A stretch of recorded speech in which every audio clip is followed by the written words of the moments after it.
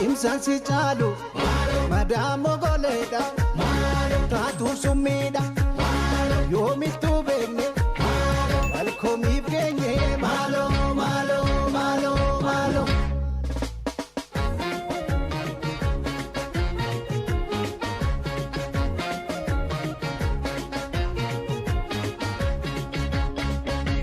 Ilame dagge fatu litasi wame Ilame kalbe fatu kibasi wame Ilame dagge fatu basi wame Ilame kalbe fatu kabasi wame Waleko waleko Walinta bachunu Gati kafaleti Agas walargunu Michunu vakate Kanyate nunyatu Gantuf tawal wale Ujira jole Elame kadamba fachu kamna lale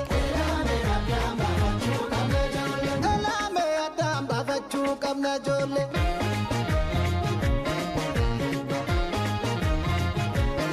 Ganga fagosho tu madam le kanu gargaru Nalyo dugati farso samote sonu samu Inta wane nyuti tare tiga nyuta poma Kabana isa jechun kuni malakam gona Elame Nilba siti dame Desu barodi Kana chiti adi Intane tidisi Ulkai kadadi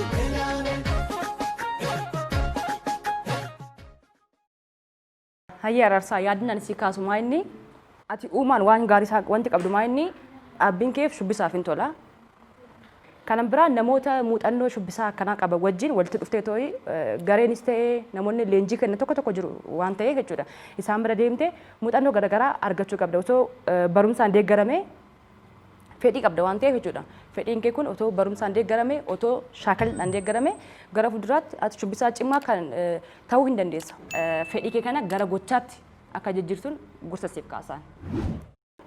Dorgommii biraatiin otoo argine gaarii natti fakkaata galatoomna.